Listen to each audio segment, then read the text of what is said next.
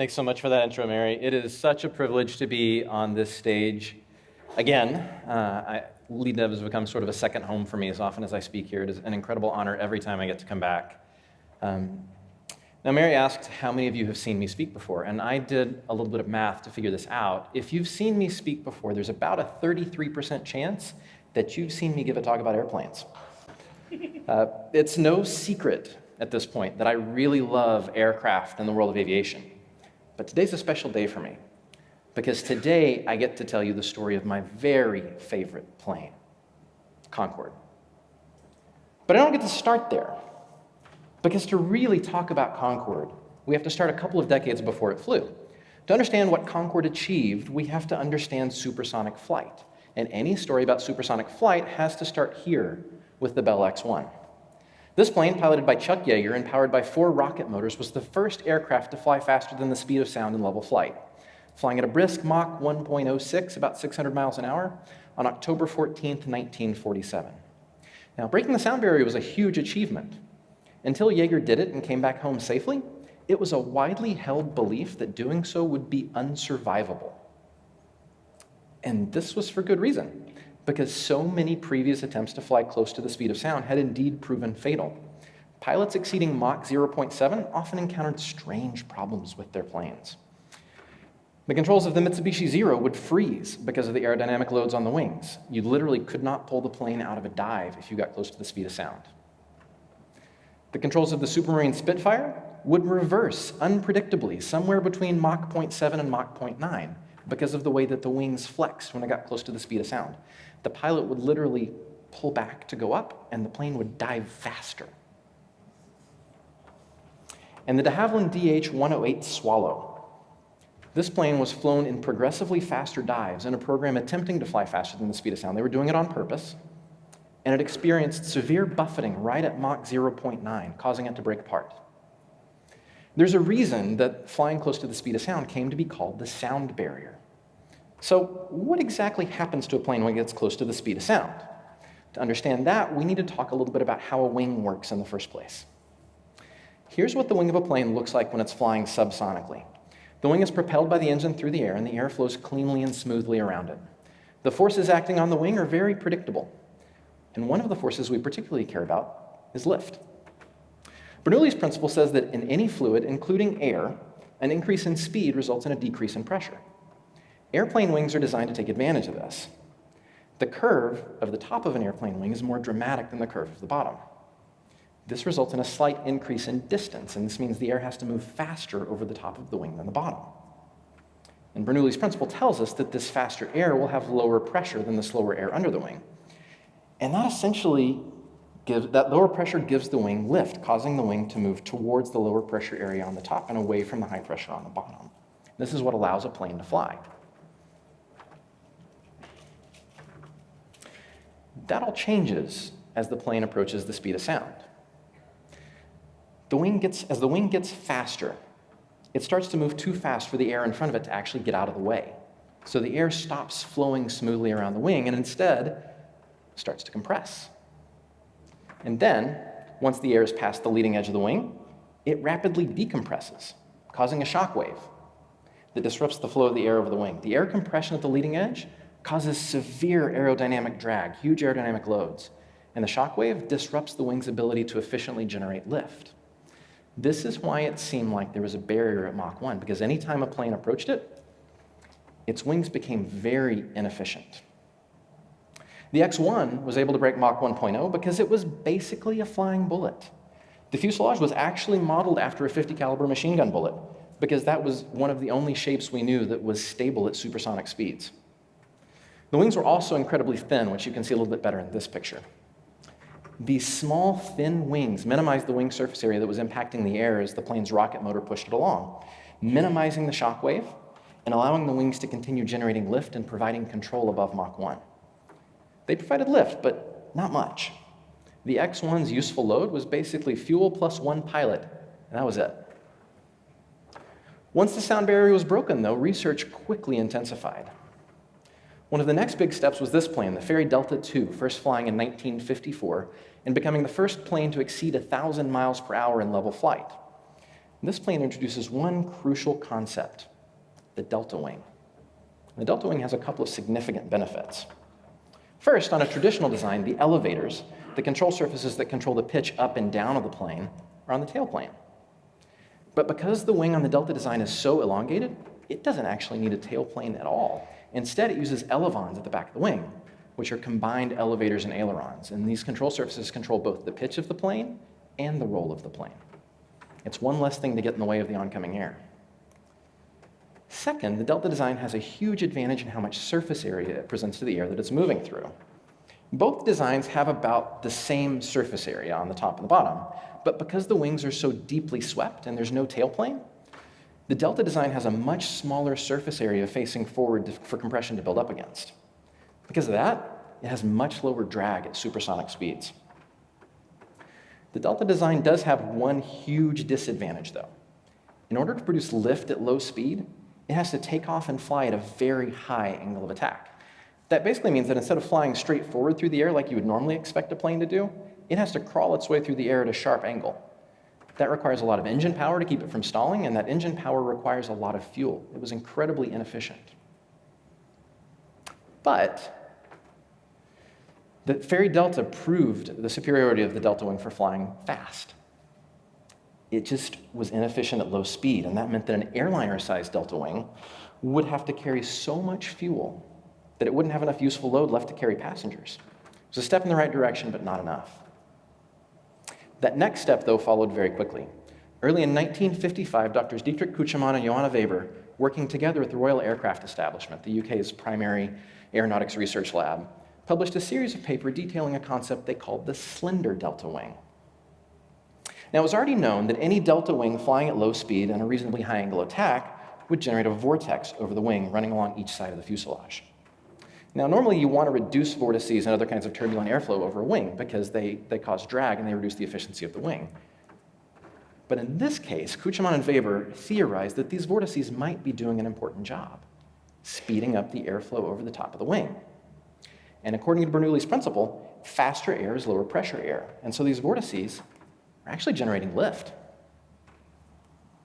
But Kuchemann and Weber went a step further. Their studies indicated that the more swept a wing was, meaning the smaller the angle between the fuselage and the leading edge of the wing, the more pronounced this vortex effect was.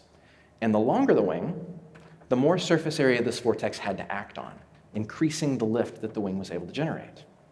This meant that a slender, long delta should be able to generate significantly more lift at lower speeds than a standard delta. Well, importantly, Sir Maurian Morgan, one of the design leaders at the Royal Aircraft Establishment, happened to be in one of the meetings where Kuchemann presented their findings. And he knew almost immediately that this was the missing piece to a puzzle he'd been trying to solve about how to build a supersonic passenger plane.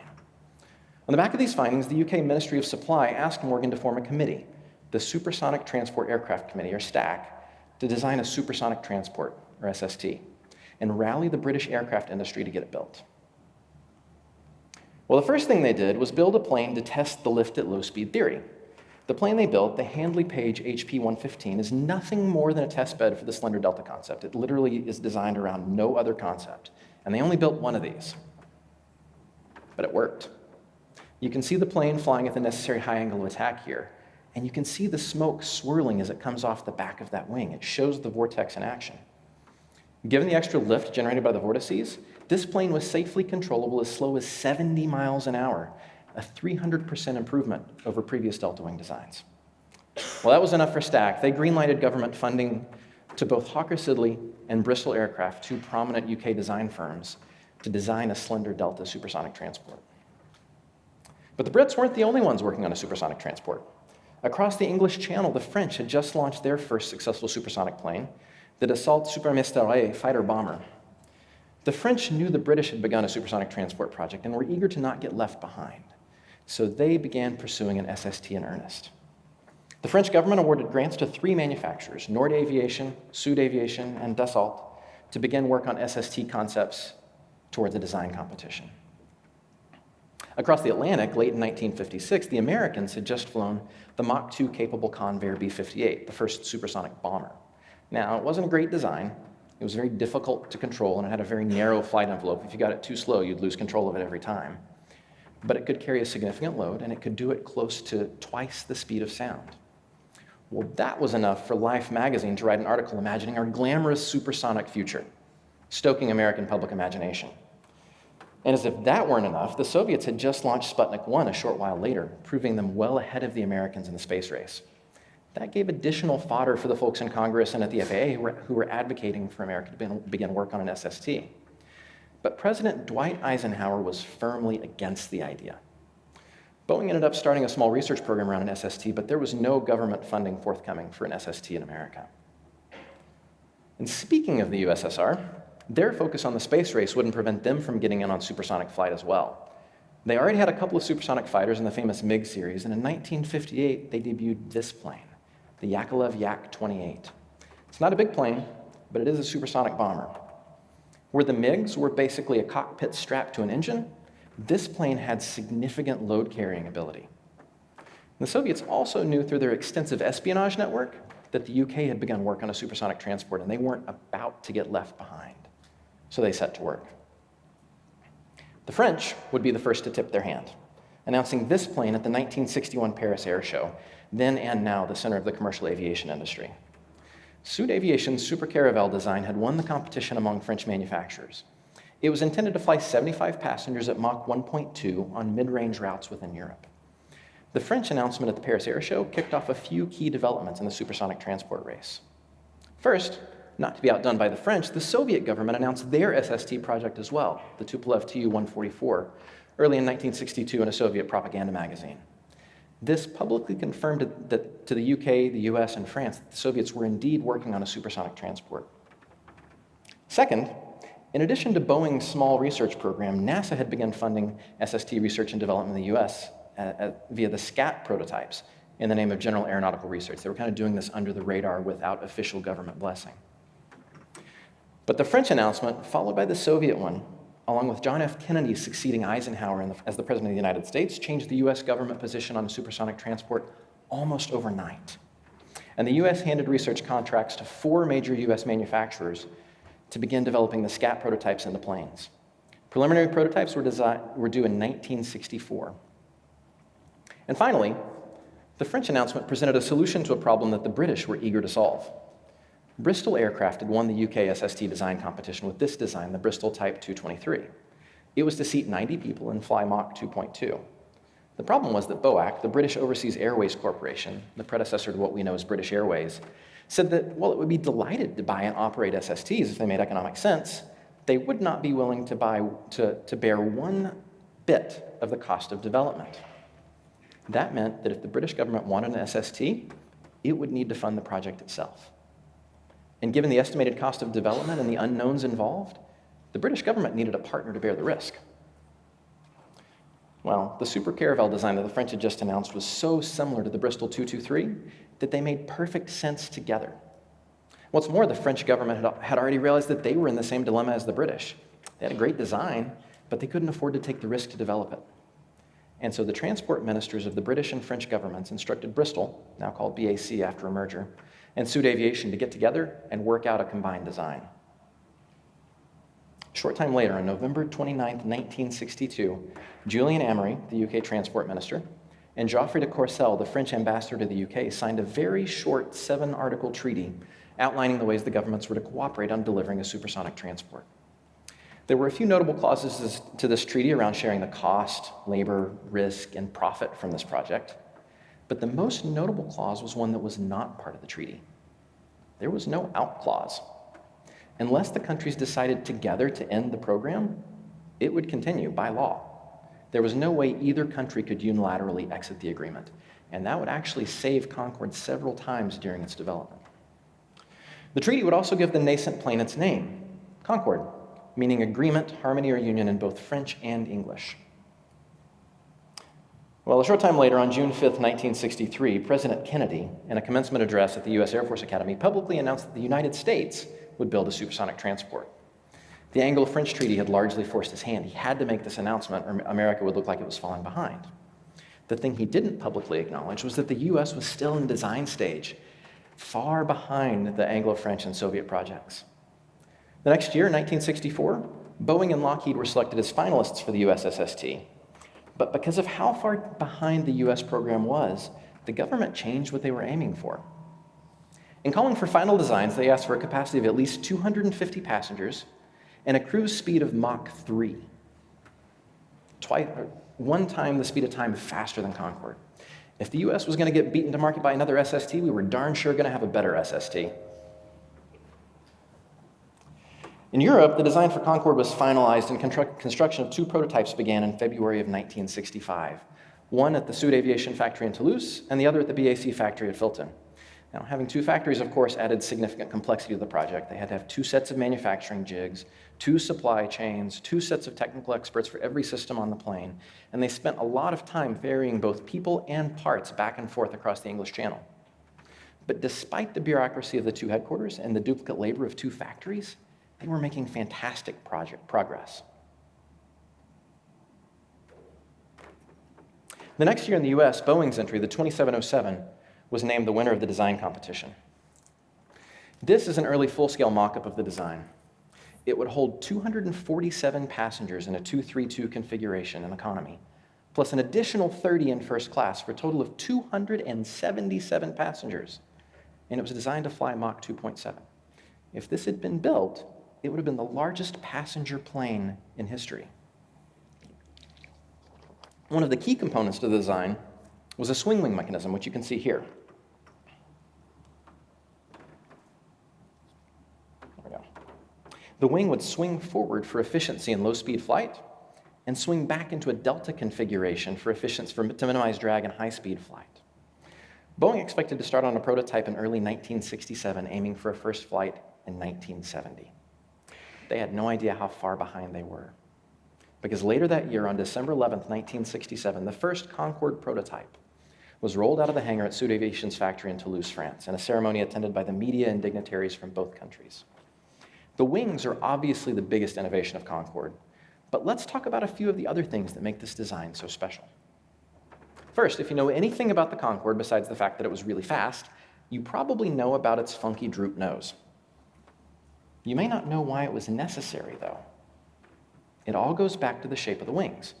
Despite the vortex optimization, Concorde still had to fly at a pretty significant angle of attack to generate lift while flying slow, including when coming in for landing. That meant that the pilots couldn't see the runway for the nose, so they simply folded the nose and the streamlined windscreen out of the way when they were coming in for landing. It's a really simple solution to a really hard problem. The double windscreen configuration had a significant benefit in that it also reduced the need for cooling in the cockpit by keeping some of the Mach 2.0 kinetic heating from reaching it. But the windscreen wasn't the only place that kinetic heating was a concern. It affected the entire plane. Well, what is kinetic heating? As you compress air, it gets warm. If you've ever filled up car tires and noticed that the nozzle got noticeably hotter as you did it, this is what you're feeling. You're feeling the air heat up as it compresses. And the compressed air also creates friction against the leading edges of the plane. What this means is that when Concorde is going Mach 2, the nose of the plane is about 240 degrees Fahrenheit above the boiling temperature of water. And the rest of the plane's not much cooler than that. So the Concorde designers did a few very specific things to help it cope with this heat.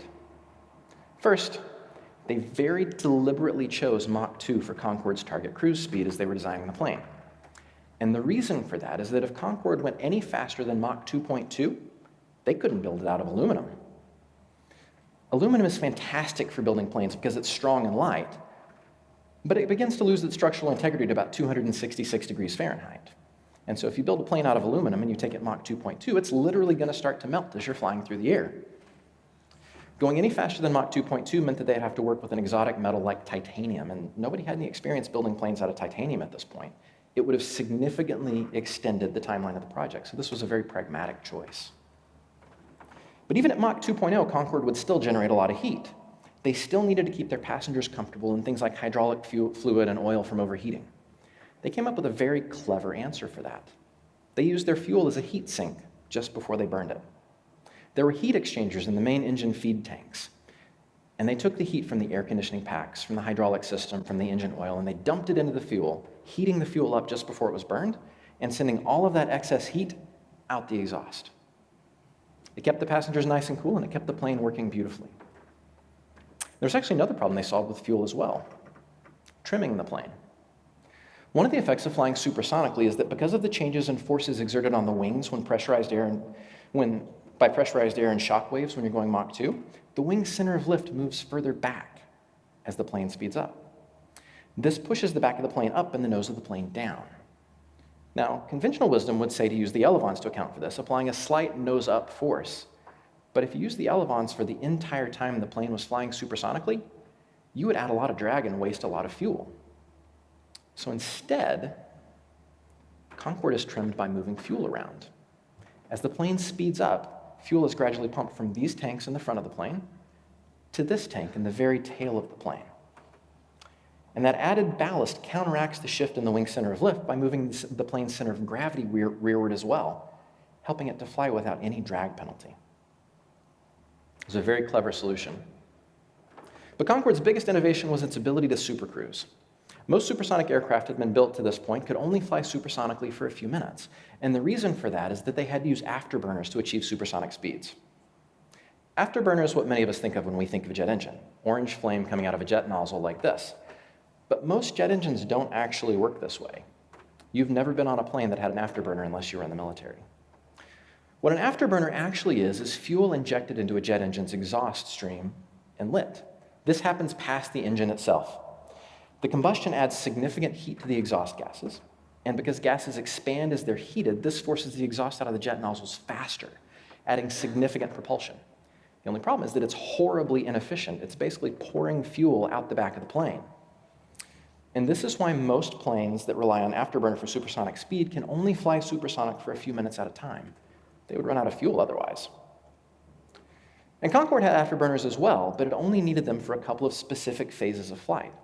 They were used for takeoff to give the inefficient at low speeds delta wing the extra oomph needed to get off the ground.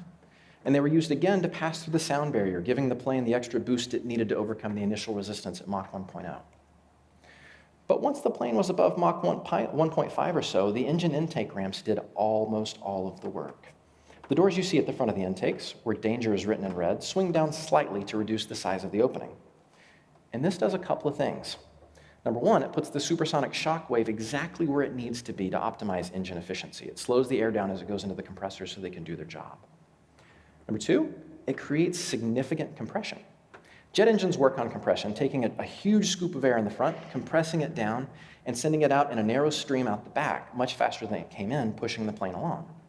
If you've ever put your finger over the end of a water hose to spray water, it's the exact same concept. These ramps generate significant compression when the plane is flying supersonically, reducing the work that the engine itself needs to do and reducing the amount of fuel that it uses. In fact, Concorde was actually at its most efficient when flying Mach 2.0. Traveling further per gallon of fuel than any other phase of flight.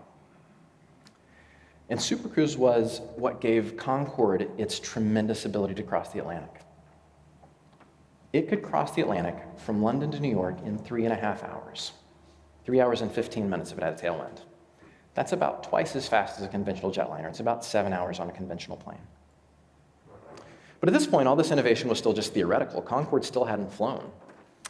The rollout ceremony celebrated completion of the first prototype, but there was still a year of ground testing to do before Concorde's first flight, planned early in 1969. Now, you may have noticed that we haven't been talking very much about the Soviet effort. The reason for that is that the Soviet Iron Curtain was very effective at keeping things secret until they were ready to reveal them. So it was a big shock to the rest of the world when on December 31st, 1968, news footage emerged from the Soviet Union of the first flight of the Tupolev Tu-144. Much to the world's surprise, they had beat the Concorde off the ground. Concorde was the one that was in the news all the time, so this was a huge surprise. Concorde wasn't far behind, though, taking to the skies for the first time a few months later on March 2nd, 1969. Be a short flight, about 30 minutes, 10,000 feet, 300 miles per hour, nothing fancy. Captain Andrei Turcotte never even raised the landing gear, just to keep things simple. And the plane flew beautifully, with Turcotte saying afterwards that it was even easier to fly than he expected, much better than the simulator. It was around this time, though, that things were not going so well in America. In 1968, the American team had finally come to the realization that the 2707 was an unworkable design. The weight of the hinge mechanism for the swing wing proved to be an unsurmountable obstacle. One Boeing engineer quipped that if they wanted to cross the Atlantic, they needed to decide between the hinge or the passengers. They couldn't take both. And so that's exactly what they did. They pivoted to a new design with a fixed double delta wing. Looked a lot like an overgrown Concorde, actually. Still just as many passengers, still almost as fast. At this point, though, they were even further behind. Their competitors had both already flown, and they were going back to the drawing board. The Tupolev Tu-144 would go supersonic for the first time on June 5th, 1969, again beating Concorde to a major milestone. Concorde would quickly follow, though, going supersonic itself on the 1st of October, 1969.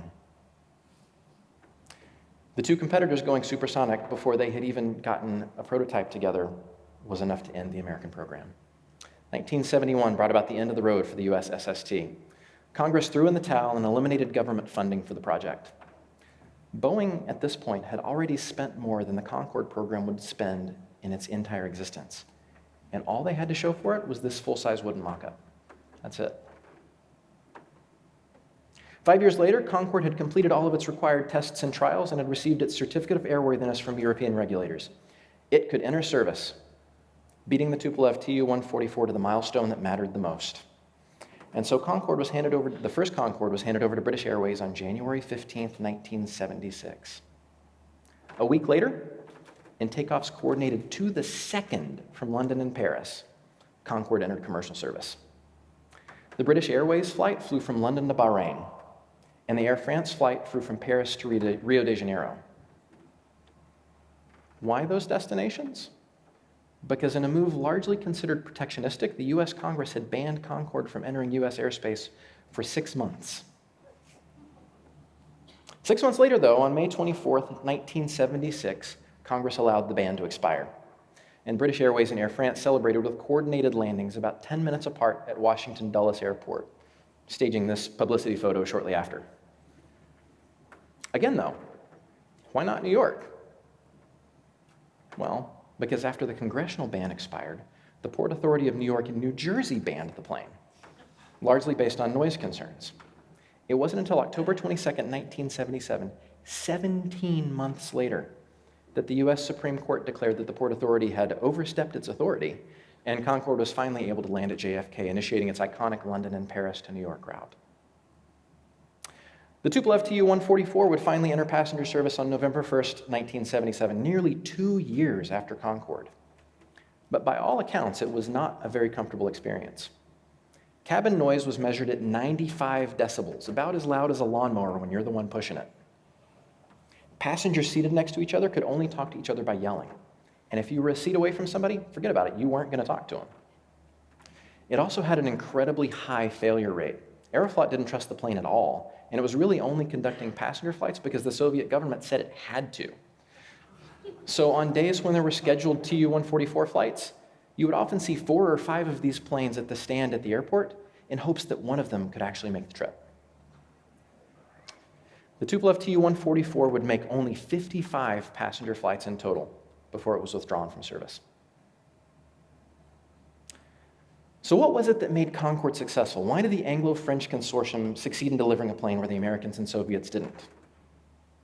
Or at least that's what I thought this talk was going to be about when I proposed it. But the answer to that question is actually pretty simple. Compared to the American effort, the Concorde team made much more pragmatic choices.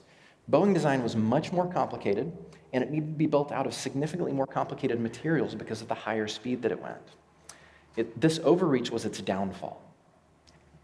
And because of that, the project was canceled. The applications to software are pretty obvious. The Soviet comparison is a little more interesting in that the thing that did the Tu-144 in was partial understanding. You've probably already noticed the similarity of this design to Concorde, and this is for good reason. Significant portions of the Tu-144 design were indeed derived from Concorde by way of the KGB. But they didn't apply all of the concepts quite right. The wing shape was similar, but the Tupolev was missing some of the 3D sculpting that makes Concorde's wings so effective at producing vortex, meaning the Tu-144 needed to be moving faster to take off and came in for landing faster as well, burning more fuel in the process.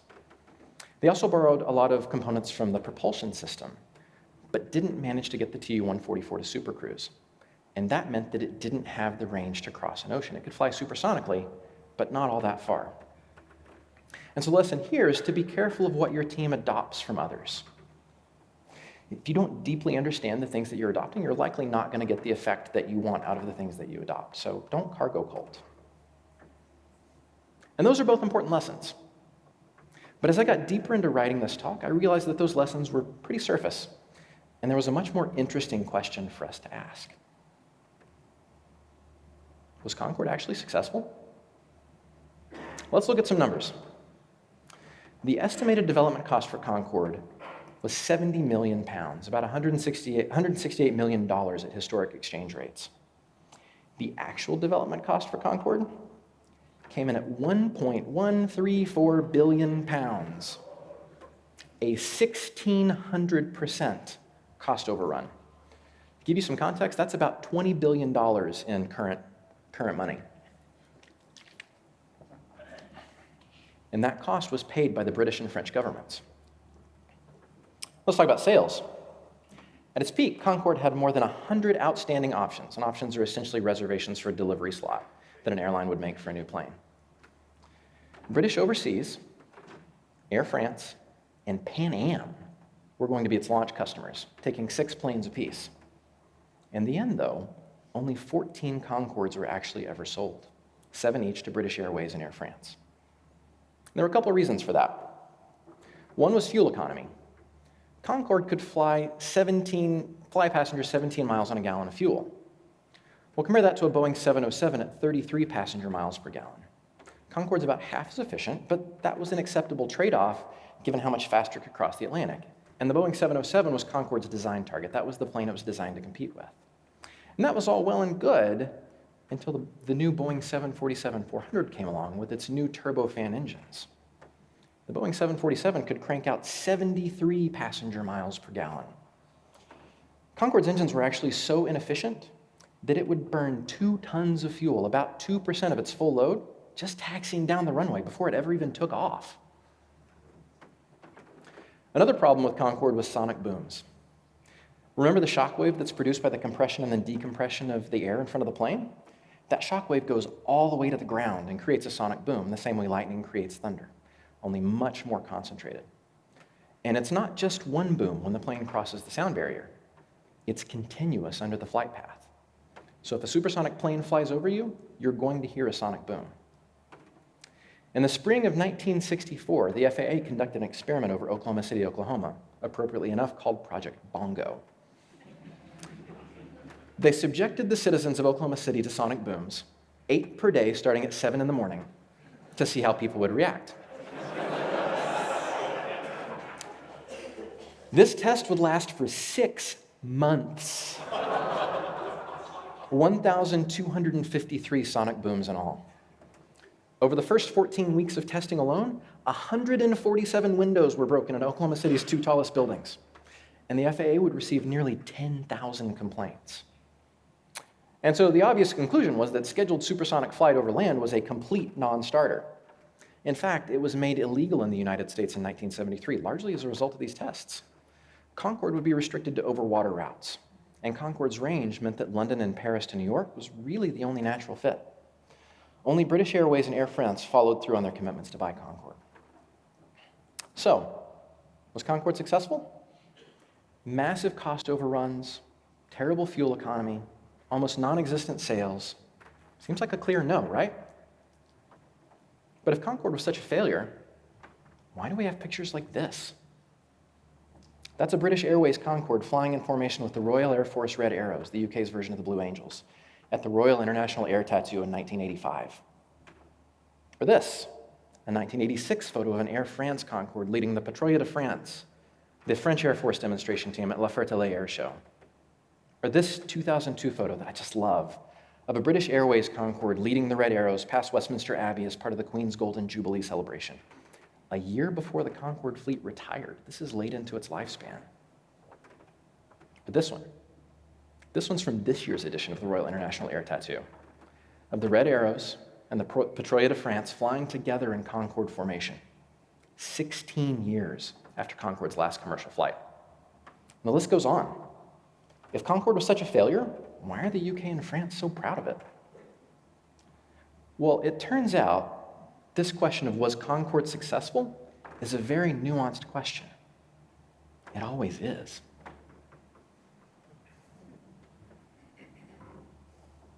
That got real in a hurry, didn't it? You probably had a pretty visceral reaction to that question when it popped on screen. So let's go back to something a little bit more comfortable. Let's go back to our first question. Because it turns out the way that we answer this question is the same way we should answer that other one. Jonathan referenced this book earlier. I'm going to bring it up as well. Daniel Kahneman wrote a fantastic book about understanding how our brains work called Thinking Fast and Slow. It's well worth your time to read if you haven't. But there's a couple of concepts that he introduces that will be especially helpful for us here. One is the law of least effort. The law says that when we use our brains, we tend to use the minimum amount of energy possible for each task.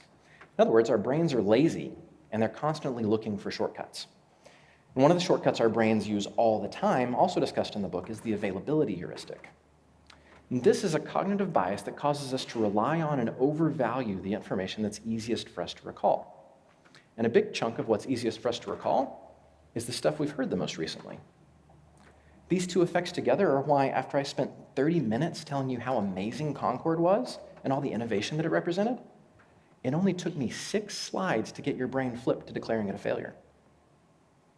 Turns out we do this all the time. So what happens when we slow down? We pull our brains out of shortcut mode and we think about Concorde. First, we might consider the perspective of the folks at Aerospatiale and BAC who designed and built Concorde. They were given the task of building a plane that could carry 100 passengers across the Atlantic faster than the speed of sound.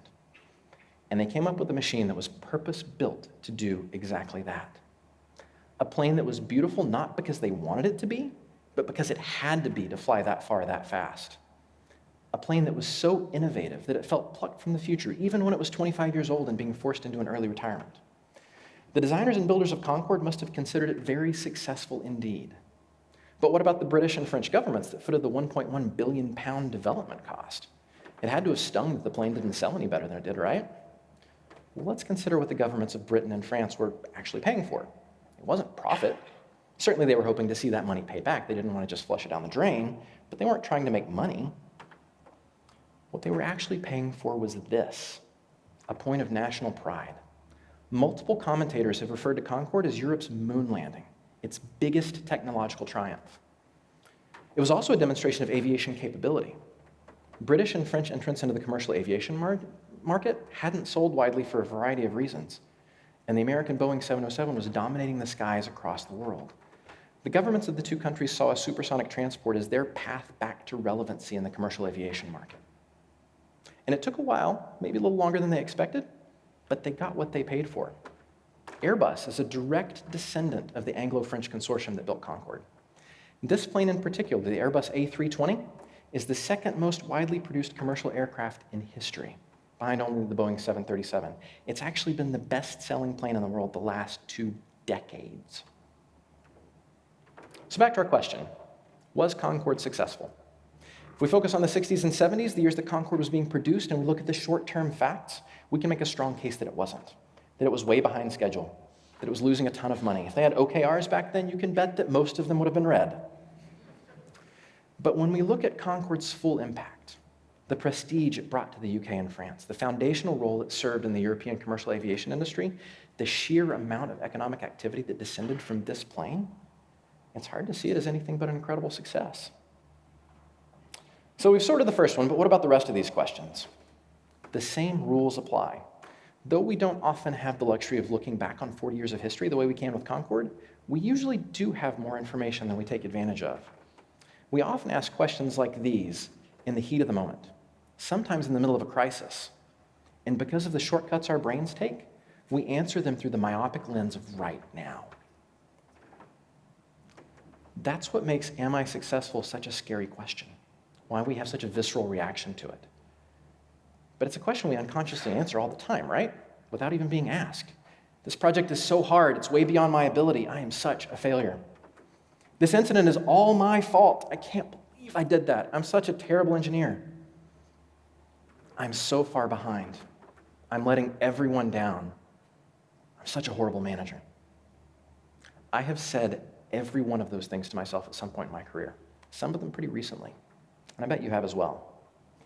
But when we do that, we take a short-term evaluation that's likely not even true or fair, and we extrapolate it to the entirety of our being. We tear ourselves down because our brains are lazy by nature. So here's my challenge to you. Zoom out. Think about the impact that you want to have in life, the things you actually care deeply about. Whether you respond to that email today or deliver that project this quarter may be important, but it's likely not enduring. Some of the relationships you build along the way will be. Your brain will stay in shortcut mode if you let it, just going with the flow of events around you. So you have to choose to live intentionally, to remember that there's far more to life than what you're feeling right this moment.